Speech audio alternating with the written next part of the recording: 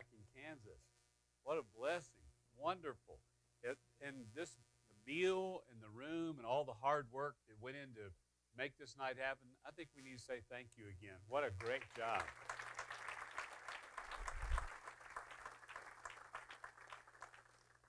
Is everybody doing okay? Are you doing all right? Due to a mix-up of pills on the kitchen counter this morning, it looks like I'm not going to have to worry about heartworms for the next 90 days. It's okay. I'm all right. Yes, I'm only joking. So I'm on American Family Radio, 91.1. How many listen to AFR? I expected you to look different than you do.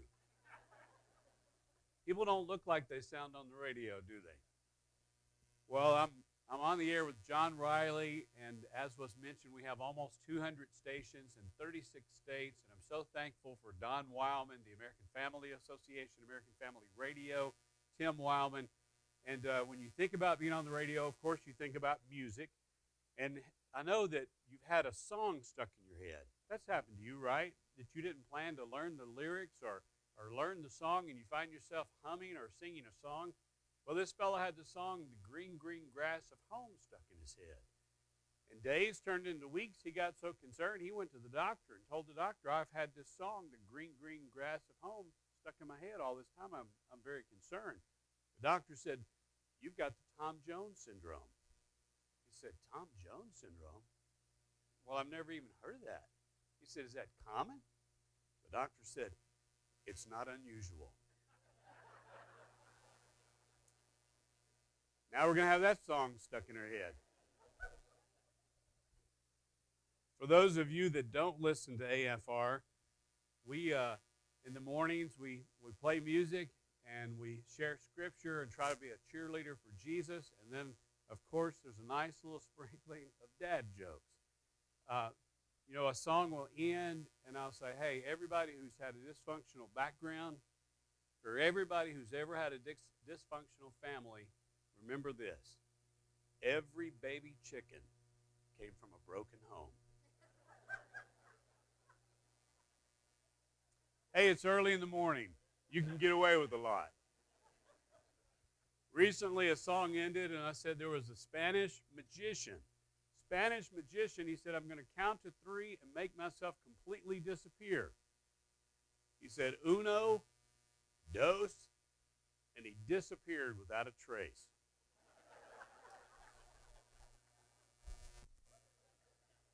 It's going to be a long night, Jen. Hey, I want to acknowledge some dear friends, Russ and Lori Willems, Gary and Chris Phrase, Bev, a whole bunch back in this very back corner. One of my very first trips to your part of the country, they had me come and do a fundraiser for Elyria Christian School. And this was like 25 years ago. I had lots of muscles, long hair. Give me just a moment while I wipe these tears. I miss those muscles. Well, we hit it off, and I just offhandedly said, they listened to American Family Radio. I said, you should come and help out during a share-a-thon. I said, okay, we will. They loaded up and came, and they continued, and they continued, and they came twice a year for over 20 years. And we had like 5 stations, and you hear about people being on the ground floor and helping something develop.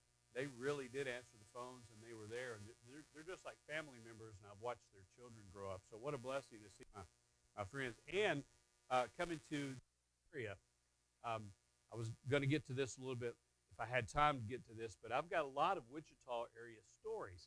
I had a chance once to do a Valentine banquet for a Mennonite church in Buhler, Kansas. And the person that takes care of all the scheduling, right before I left, she said, oh, by the way, you're going to be staying in a bed and breakfast. You know how they'll take an old home place and use it for room and board, and that happens a couple of times a year, and it makes no difference to me. So I go to Wichita.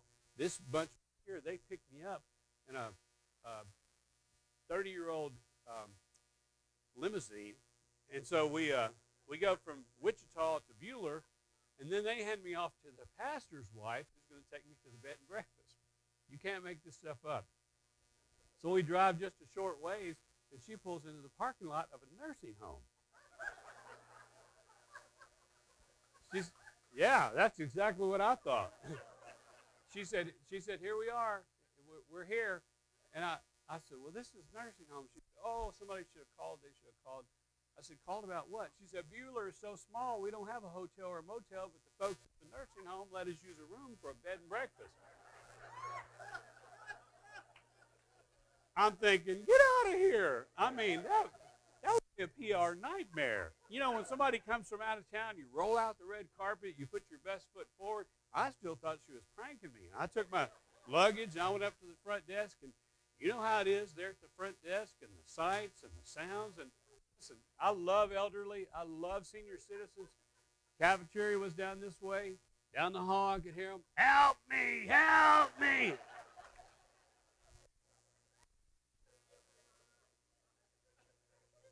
In full disclosure, it was more of an assisted living.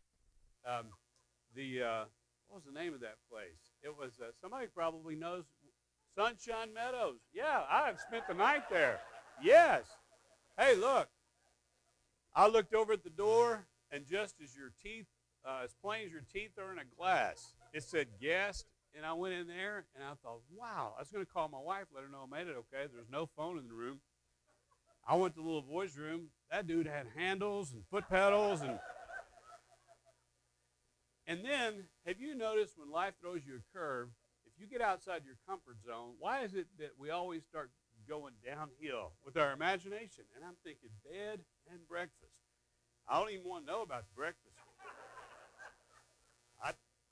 I get plenty of bran, and I don't like prunes. And then thinking about, you know, you start thinking crazy stuff, and you think, are they going to come up in the, might need a little help here. I can be louder. Good. Testing.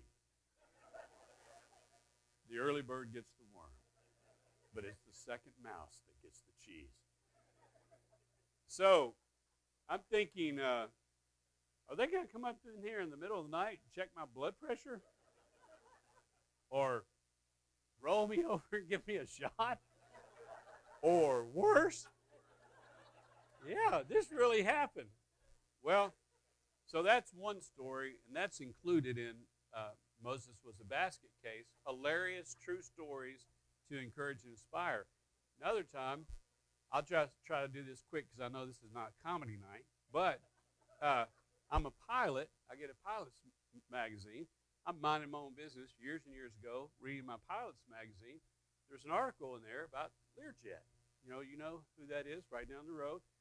And they were mad because there was a firm in Texas that they were selling windshields for $10,000 cheaper per windshield. And the Learjet folks, they were hot. They said, yeah, this firm, this knockoff plant in Texas selling these aftermarket windshields. They said, that might be $10,000 cheaper, but they're not chicken tested. And then went on to say they had a government-sanctioned chicken cannon that shoots chickens over 300 miles an hour. And I'm thinking, how am I just now hearing about this?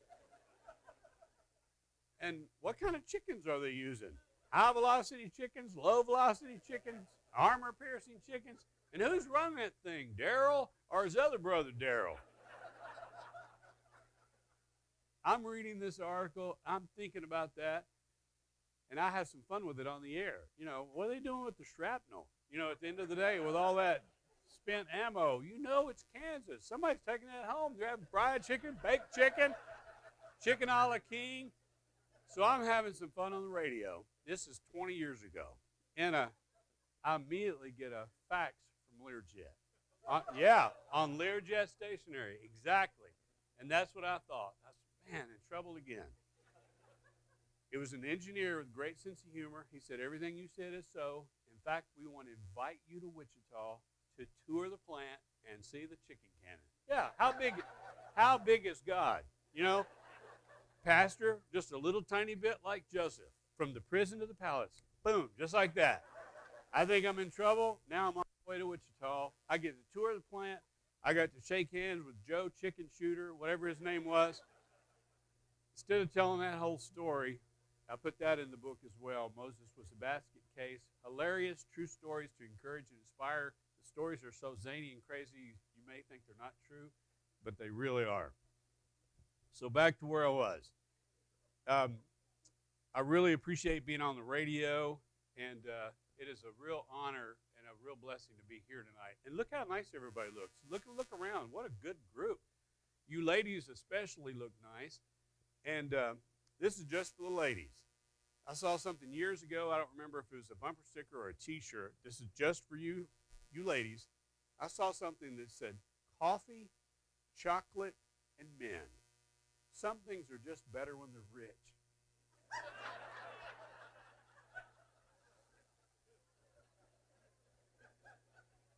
Men, I'm not going to leave you out. This is just for the men in the room. You know when you've had a horrible, rotten day, nothing's gone right? You know that old adage, that old saying that, well, it could always be worse. So this is just for you men when you've had a horrible day, everything's unraveled, the wheels are falling off. I want you to think about this. Somewhere out there, there is a Mr. Pelosi.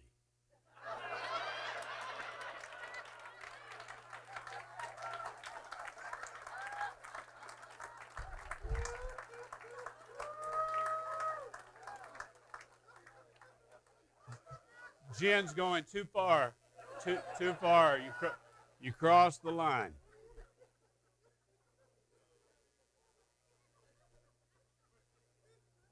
Since you reacted like that,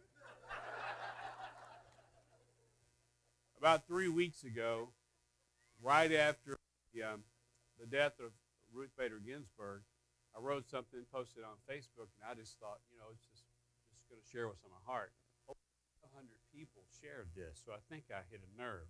This was before President Trump even nominated the pro-life incredible nomination that was confirmed last night. Jen's cousin, Amy Coney Barrett. I know you all see each other at the family reunion, but in all seriousness, I posted this. Make no mistake about it, the liberals are losing their mind over the Supreme Court vacancy left by Ruth Bader Ginsburg for abortion. The threats, hatred, and vitriol on the left is about their right to choose abortion and their fear that Roe v. Wade may be overturned if a pro-life conservative is selected. Please pray against the Holocaust of abortion. This is a winnable war. Please choose life. Here's something I saw posted on social media that helps put things in perspective. More babies will die by abortion in 2 days than all of the coronavirus deaths thus far. Think about that while you wear your mask and wash your hands. Well, I'm so thankful to be here tonight.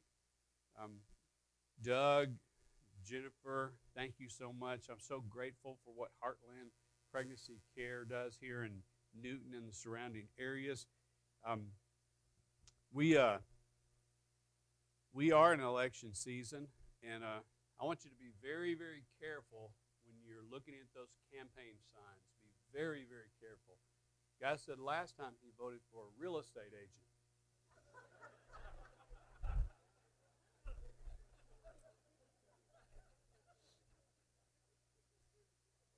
Well, I was born and raised in Kentucky, so if my part goes well tonight, we'll thank the Lord, and if it doesn't go so good, I was born and raised in Kentucky. If I can illustrate with a couple of quick stories, there was a fellow from Kentucky. He was in his old pickup truck going down an exit ramp. There was a yield sign at the bottom of the exit ramp, and he was going to go to a busy highway. I don't know if you've seen anybody like this in Hutch or here in Newton, but he had on his bib overalls, his truck was smoking, fender was flapping. He went down this exit ramp. When he got to the yield sign, he never even slowed down. He went right through that yield sign, car hit him, they slid for a ways. City slicker jumped out and said, "You stupid hick, see that yield sign?" Kentucky boy said, "Yeah, and I yielded at you 3 times, so look out." You still hit me.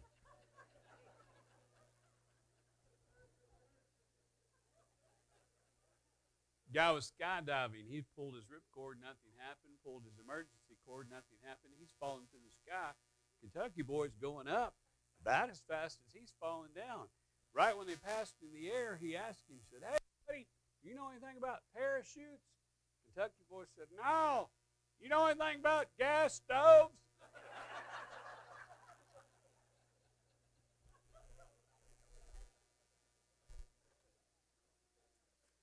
On a sad note, a fellow went to the doctor. The doctor told him he only had 6 months to live. Well, his knees buckled. He regained his composure. He said, 6 months to live? Doc, what do I do? The doctor said, move to Kentucky, marry you a widow with 10 kids, and start raising hogs. He said, move to Kentucky. He said, is that going to make me live longer? The doctor said, no, but those 6 months seem like a lifetime.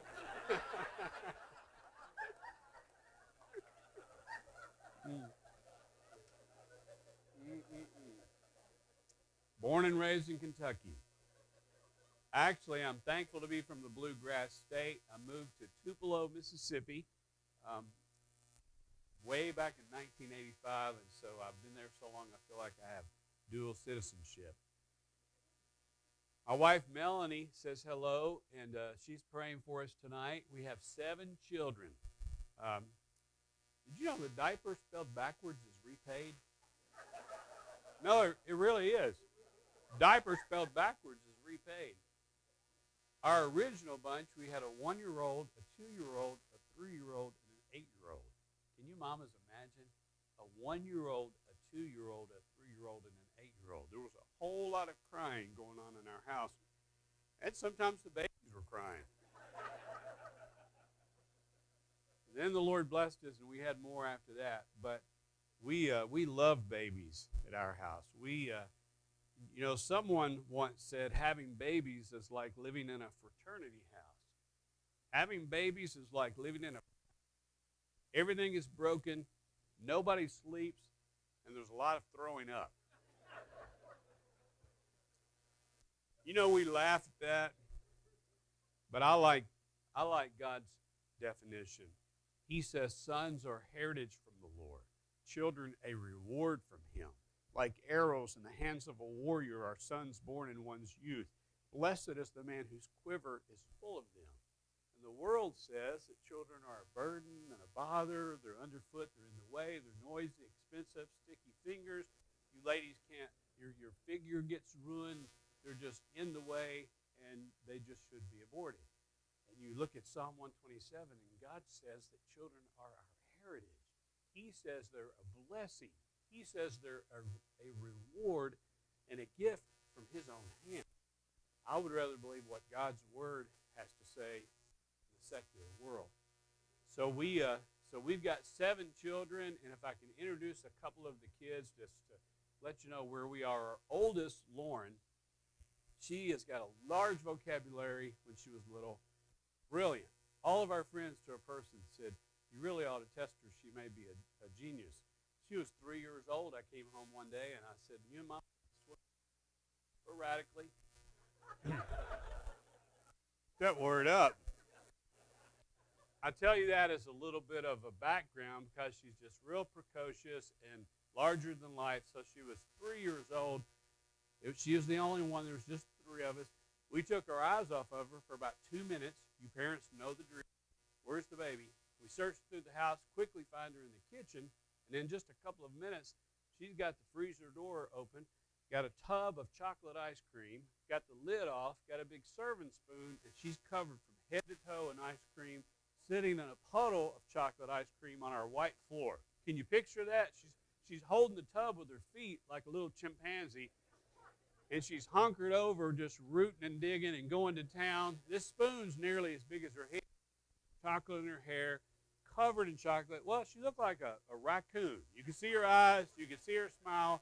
Everything else is sticky, nasty, gooey. And as I mentioned, she's sitting in a puddle of chocolate, and we got this white floor. So I just went off on her. I said, you're not supposed to be in the refrigerator. You got the refrigerator door wide open. Look how gooey and sticky and nasty this mess is. When I caught my breath, she looked up and said, Daddy, you need to take your burdens to the Lord and lay them down.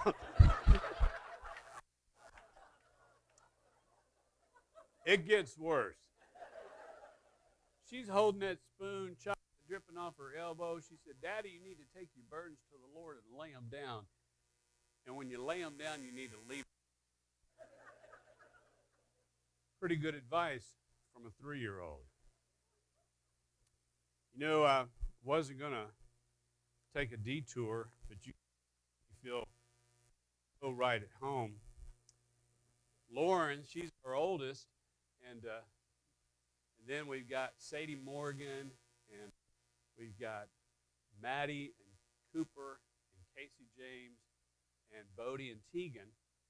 We had the original batch, and then we had a little girl, Casey James, and then when we knew we were through having children, Melanie said, I think I'm pregnant. She went to have the test. The doctor said, you don't have one baby, you have 2 babies on the way.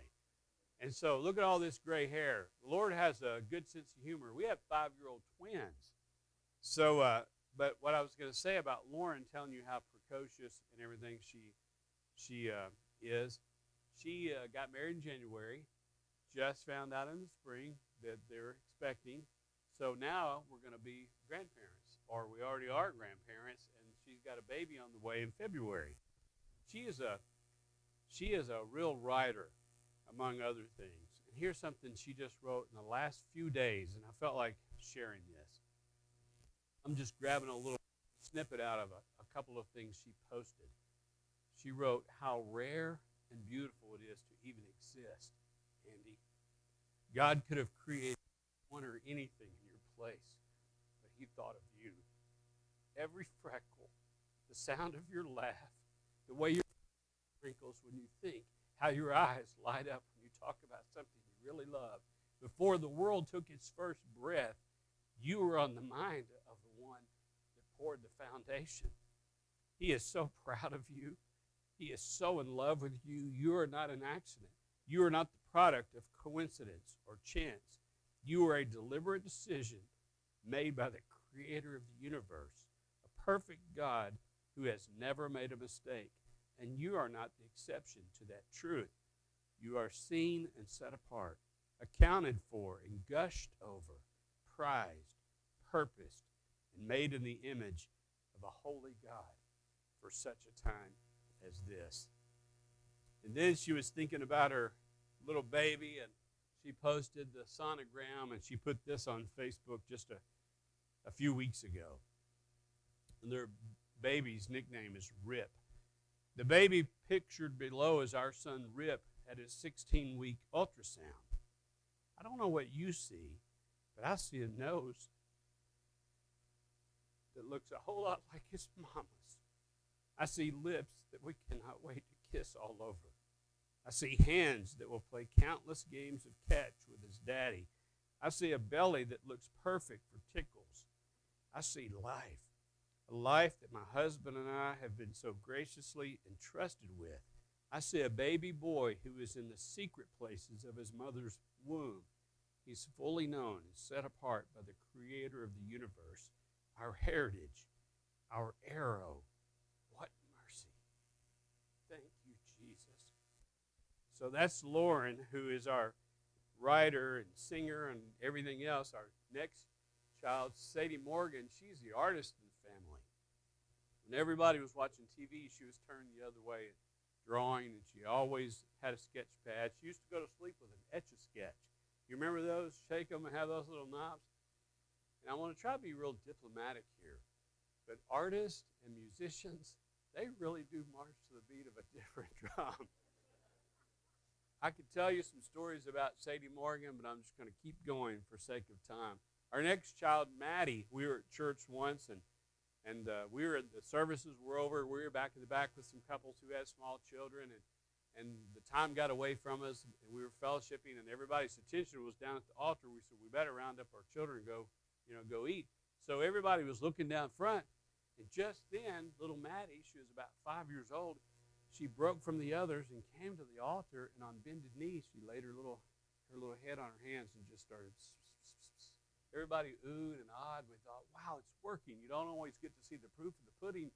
You go to church, you pray, you read your Bible, and to see this little cherub, this sweet little angel come to the altar on bended knee and had her little head on her hand, and then she went, 8, 9, 10, ready or not, here I come. Start chasing all those other kids. Man, they've got you up here and down here. Up here. It's an emotional roller coaster. You know you've got some of those same stories of your own. Our next child, Cooper, we had bought a small farm. We had horses and cattle, and I came home one day, and there was a pile of brown stuff on the floor in the kitchen.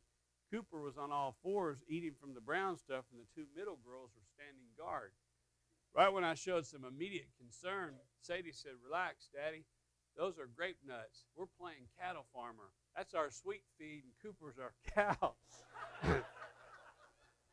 About that time, he reached up, and they scolded him. Hey, we done told you cows don't eat with their hands. So he plopped his hands down that head, got the bobbin. He had those grape nuts around his mouth. It did sort of look like sweet feed, and he made a pretty good cow.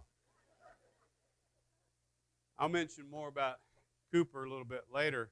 Then we had Casey James, and then we had our twins, Bodie and Tegan. Well, moving along into what Heartland Pregnancy Care does and why we need this valuable ministry. All life is precious in the sight of God, from conception to natural death. Sons are a heritage from the Lord, as we mentioned. Children, a reward from Him. Like arrows in the hands of a warrior are sons born in one's youth. Blessed is the man whose quiver is full of them. Approximately 1 out of 4 pregnancies end in abortion. Nearly 95% of all babies prenatally diagnosed with Down syndrome are aborted. More than 60 million babies have been aborted since Roe v. Wade. And we could spend the rest of the night talking about Planned Parenthood. God help us. I said I was going to mention more about Cooper, and I really don't want to keep us long, so I'm going to try to get through this part of the story as quickly as possible. We had bought a farm. We had horses and cattle. I'd come back from a trip from Denver, and I'd been gone nearly a week, and I sent Melanie to town. She went reluctantly, and Cooper, we had 3 girls and 1 little boy, and Cooper was 5 years old, and he and I got in the dune buggy, and we started riding up and down the lane on our farm. We bought the dune buggy for its safety. It had a full roll cage, padded roll bars. It sat really low to the ground. He was buckled in. We were going up and down this lane, and it was Friday, and the sky was blue, and the weekend was here, and all was well. And we were riding in the dune buggy, and the wind was in our hair, and we were laughing, a father and a son, making memories, a daddy and his boy. Anytime I'd go to put out hay, if I put my boots on, he'd put his boots on. Anytime I walked out the door, he had to be right by my side. You know what a special bond it is between a father and a son, or a mother and a daughter, or any parent and a child. But he was my buddy, my best friend. We rode up and down the lane, and after we got through, I was going to do what we always called a donut. I was going to turn the wheel, floor it, spin around, and head back to the house. I turned over into the pasture. It was completely level. I floored it. I turned the wheel. The dune buggy started spinning around, and then something went terribly wrong, and it rolled over. He was buckled in. I wasn't. When I hit the ground, I can remember the very first thought I had. My very first thought was, boy, I hope I didn't put a little scratch on him. If we have to take and get him some stitches, or if I broke his little arm, I'd never be able to forgive myself. And I rushed to the dune buggy. It was still on its side. He was still buckled in. And in that rollover, just a freak accident, it broke his little neck. And on July the 17th, 2009, my only son died in my arms. Tonight, I don't have the words to tell you about the shock and the horror and the unbelief.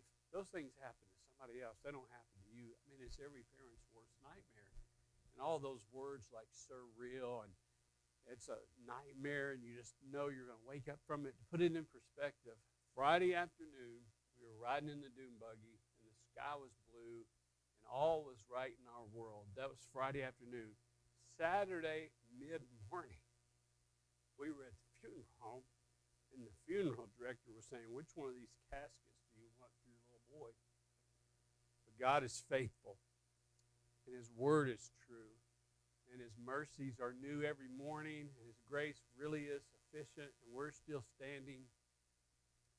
The staff, the leadership at AFA and AFR, they tried to find us resources, and they couldn't find a lot for parents who've lost children. I don't know if you've thought about this, but when a woman's husband dies, she's called a widow.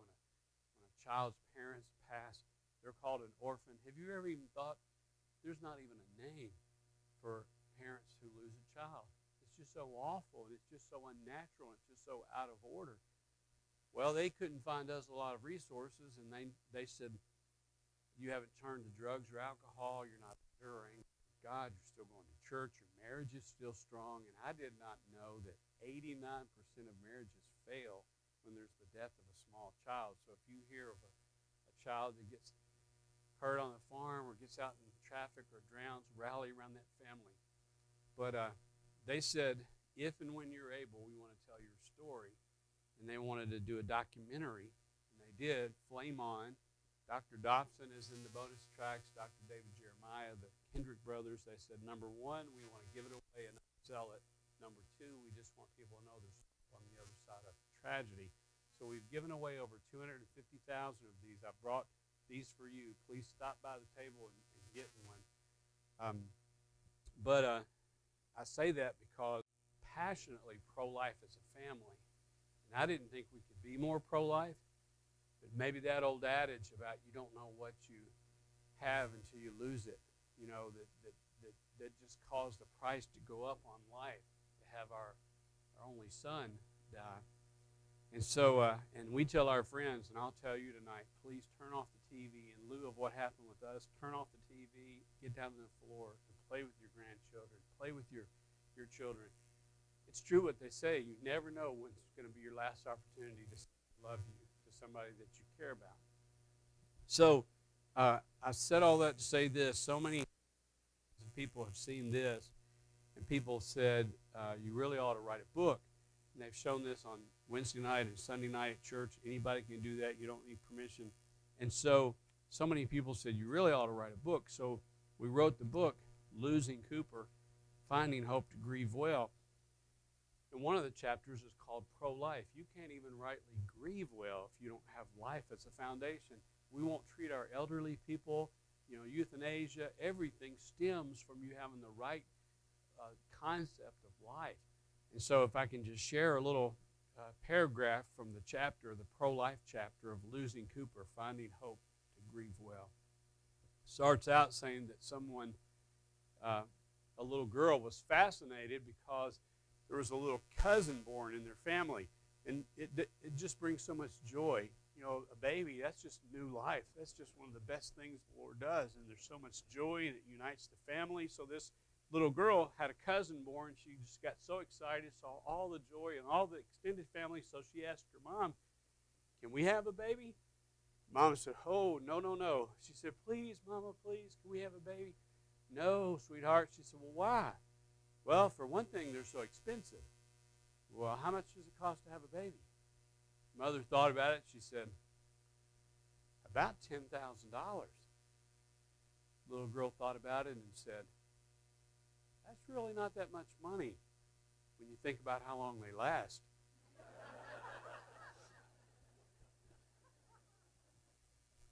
In the Bible, we read, my frame was not hidden from you when I was made in the secret place, when I was woven together in the depths of the earth.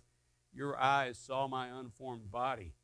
All the days ordained for me were written in your book before one of them came to be. Psalm 139, verse 15 and 16. You are precious in the sight of God and were created in His image. You have value. You are not an accident. You were made by God and you are loved by God. I'm convinced that January the 22nd, 1973 was a sad day for America. In the Roe v. Wade decision, Supreme Court justices voted 7-2 that the Constitution gives us the right to shed innocent blood. Today in the United States, nearly every third pregnancy ends in abortion. Every year, more unborn children die from abortion than Americans died in the Revolutionary War, the Civil War, World War I, World War II, the Korean, Vietnam, and Persian Gulf Wars combined.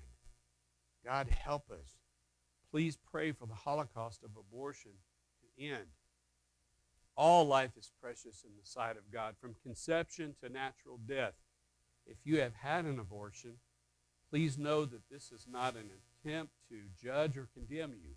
Please realize that God's grace and forgiveness are available to you. You can be healed and completely forgiven.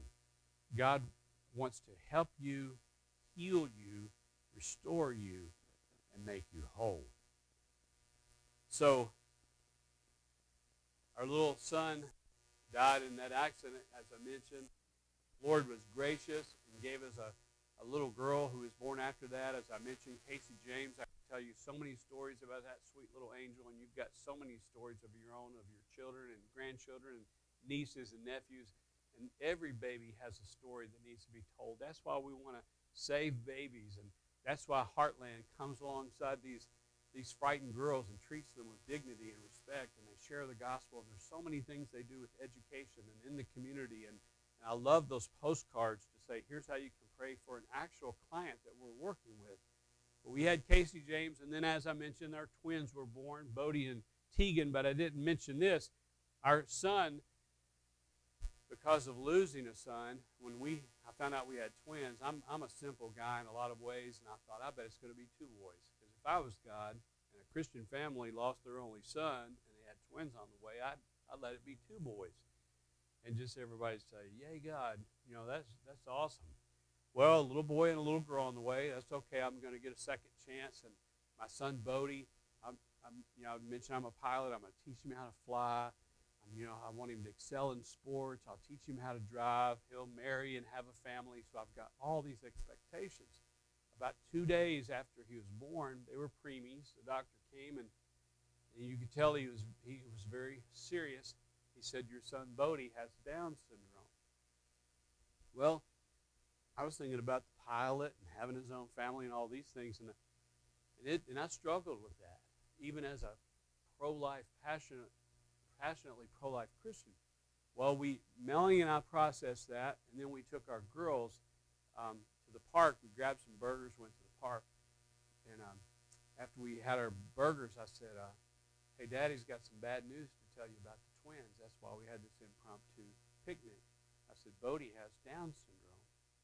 Her daughter Sadie said, oh, children with Down syndrome, they're so lovable and so huggable. And our daughter Maddie said, oh, I'm so glad that he was born into our family, because we'll love him unconditionally and he'll love us the same. And then the next thing that Maddie said I wasn't expecting. She said, but wait, you said you had some bad news. What's the bad news? I couldn't be more proud of my girls and my wife Melanie. They never even missed a step. I struggled for a couple of weeks, and I'm embarrassed to say that.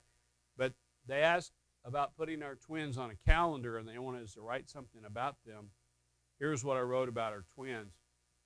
Psalm 127:3 declares that children are a heritage and a reward. We are convinced that our twins, Bodie and Tegan, along with our other children, are gifts from God.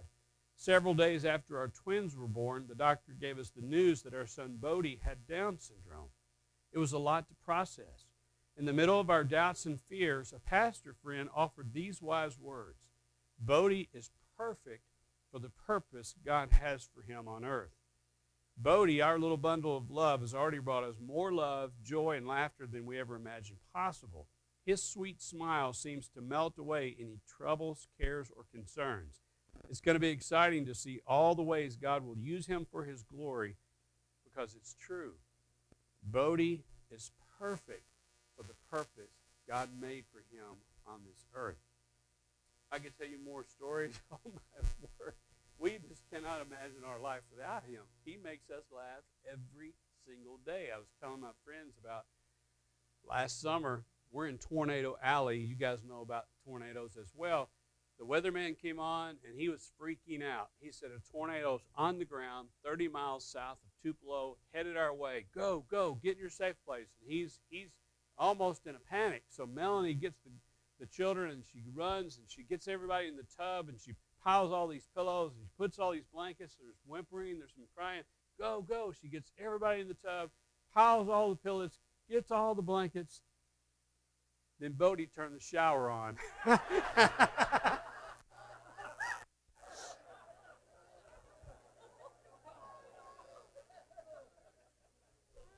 It's every single day. JJ Jasper Official on Facebook. I post little Bodie things, and people just say, please, if I go more than a week, they say, we've got to see another little snippet of the life and times of Bodie Jasper. He just makes us laugh. And up to 95% of prenatal testing, when they find out they have Down syndrome, they kill the baby. And I look in his sweet eyes and I think, I guess, I've never been in that situation. I guess they think they're not going to have a good quality of life. And, I wish you could just follow him around. All of our children, all of your children and grandchildren, nieces and nephews. And that's why these babies deserve to be rescued, and these mothers deserve to be treated with dignity and respect, and have the gospel shared, and all the wonderful things that they're doing at Heartland. I want to start bringing this in for a landing. I want to kind of circle back and end like I started. The little girl who said how much she wanted a little baby when the cousin was born, and the mom saying it was so much money, $10,000, and she said that's really not that much money when you think about how long they last. I want to encourage you to please be generous tonight as we come to the time where we ask you to prayerfully consider giving a gift. And now before I forget this, Jennifer, walking out the door of AFA, Tim Wildman said, take this to Heartland. So I brought a check from American Family Association, American Family Radio. And then Melanie and I talked about it, mentioned about having some books out there. They're generally $16 or $19 on Amazon and different places, Lifeway. But they're $10 tonight for you. And then we're going to give, Melanie and I talked, we're going to give half of the proceeds from the book table to Heartland tonight. That's just something we wanted to do. So I want to encourage you to please give your best gift there at your table. But if you have an extra $10 left over, if you like to laugh, or if you need a resource to help a hurting family that's lost a loved one, those books are available. And make sure you get your free, these are free, get your free DVD. But I'm going to close with one final story, and I want to ask you to please make a difference tonight and give a gift. This is I don't know of anything more important except salvation than life. You have salvation at the very top, and one click below that is the life issue. It's about these precious, innocent babies that deserve to live. And Andy, thank you. What a powerful testimony. And the Andys that are out there. And so we have an opportunity to be a hero tonight. When you woke up this morning, you might not have thought, hey, I'm going to be a hero before the day's over. But you get to be a voice to the unborn. And I want to ask you to not just give a gift. I want to ask you to sacrifice. I would love for this to set a record for this, even with COVID, all the COVID concerns. And hasn't this been messed up? Hasn't this been something, this COVID? Somebody said Dr. Fauci now has got a new mandate. He said after the coronavirus is completely over, his mandate is for us to wear our mask on the back of our head for 2 months to get our ears back to normal.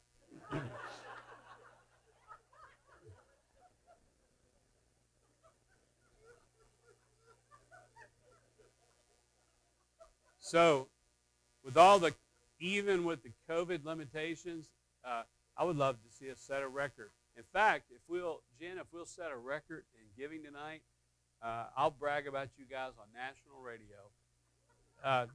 North Dakota, North Carolina, Texas, give me a chance to go on the radio Wednesday morning and say, let me tell you about the pro-life community in Newton. Let me tell you about this amazing night for life. And listen, this is a winnable war. What a great night for the Christian community and for the pro-life community. What happened with this Supreme Court justice? 7 children and adopted children and a child who has Down syndrome, a pro-life, Bible-believing woman, the youngest woman, U.S. Supreme Court justice. That was history is being made. So I want to ask you to sacrifice, please. This is a wonderful ministry, and then I'm going to close with one final story. I hope I haven't kept you too long. After we struggled on our darkest day with our son passing away, and we quickly realized we had 3 little girls that needed us, and all we did was just sit around and just cry with shoulders shaking, sobs. But we said we got to pay attention and help the girls. So we tried to find some things to run interference for the little ones. And so a circus had come to town. I said, y'all want to go to the circus? Yeah, they got so excited. So we went to the circus. We got there early. The ringmaster said, well, it's not going to start for just a little bit, but we got an elephant in the back, and if you'd like, you can take your children back there and take an elephant ride. So I asked the 3 girls, y'all want to ride an elephant? Do we? They were just so excited. So we went back there, got in line. The ring was about 3 times the size of your living room. It's pretty small, and there's a line there. I thought $3 or $4, ride the elephant. That'd be good for the kids. So we're in line. We get up to the guy. So, well, how much to ride the elephant? He tells me this price. It's crazy expensive. I said, well, how many times does it go around? He said, 1 time. Kind of take it or leave it. Get out of the line. If you're not going to. And my Dave Ramsey side started kicking in. I'm counting everybody, and I said, Daddy might have spoke too soon. I said, we could probably do something else with that money. I've never dreamed the tickets were going to be this high. Maddie, the most shy of our children, she stepped out from the others and said, Dad, it's an elephant. Well, I just continued to make excuses, and I started backpedaling. And Maddie, she's so shy and so quiet. This is so uncharacteristic for her. She took another step towards me and said, Dad, it's an elephant. And, she was saying, look, this is like looking at a dinosaur. For us, the only time we ever see these are in a coloring book. And years from now, when we see something about an elephant or hear something about an elephant, we're going to go, yeah, and we actually had a chance to ride one. And Dad knocked us out of it.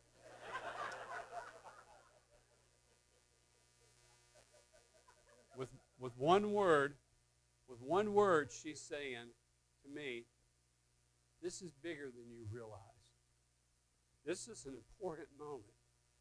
And these kinds of things don't happen every single day. This is huge. This is epic. And that's why we're here tonight. That's why we've enjoyed the good fellowship. That's why we've enjoyed the good food. That's why I'm asking you unashamedly to sacrifice, to really, really give generously tonight. So Maddie took a step out from the others. Dad, it's an elephant. Took another step. Dad, it's an elephant.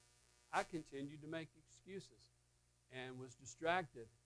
And then, for the 3rd time, Maddie got right in my face, 2 inches away from my face, blocked out all of the distractions and all of the excuses. And for the 3rd time, she said, Dad, it's an elephant. They got to ride the elephant. In fact, there was a reporter from the newspaper there, and they were actually on the front page of the newspaper the next day riding the elephant. Here's why we're here tonight, and here's what I came to say. It's a baby. And I wish I could walk over to your table and get closer to you and tell you for the 2nd time why we're here, why it's important for us to sacrifice and to give, and to pray and to volunteer and to give diapers. It's a baby.